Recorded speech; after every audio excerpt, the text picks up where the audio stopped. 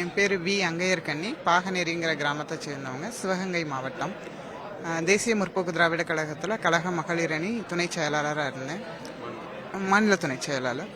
இப்போ நம்ம சின்னம்மா அவங்களோட கரத்தை வலுப்படுத்துறதுக்காக நம்ம அம்மாவோட இயக்கத்தில் இணைஞ்சு பணியாற்ற இங்கே வந்து சேர்ந்துருக்கேன்.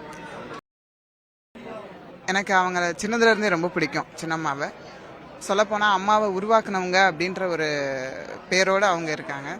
ஸோ இன்னைக்கு அவங்க கை காட்டுற யாராக இருந்தாலும் இல்லை அவங்க தூக்கி விடுவாங்க, அவங்கள உயர்வான நிலையில் வைப்பாங்க அப்படிங்கிற நம்பிக்கையோடு இங்கே வந்திருக்கோம்.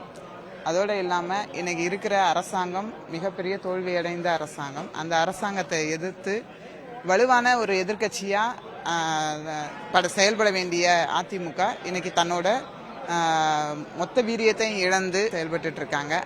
அதையும் எதிர்த்து நாங்கள் அம்மாவோட கரத்தை வலுப்படுத்த சரியான ஒரு தலைவராக அம்மா மட்டும்தான் செயல்பட முடியும் அப்படிங்கிற நம்பிக்கையில் அவங்களோட இணைஞ்சு பணியாற்ற வந்திருக்கோம். தமிழ்நாட்டில் இப்போ 5000 கொடுத்து அவங்க இருந்த தவறெல்லாம் பூசி மொழுகலாம் பார்க்குறாங்க.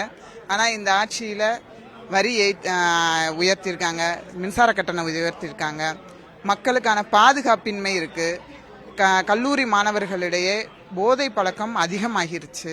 முன்னாடிலாம் ஊரில் 10 பேர் குடிக்கிறவங்களா இருப்பாங்க, இன்னைக்கு ஊரில் 10 பேர் தான் குடிக்காதவங்களா இருக்காங்க. அந்த அளவுக்கு மது பழக்கத்தை அவங்க தமிழ்நாடு மதுவுக்கு அடிமையாக ஆகிற மாதிரி பண்ணி வச்சிருக்காங்க.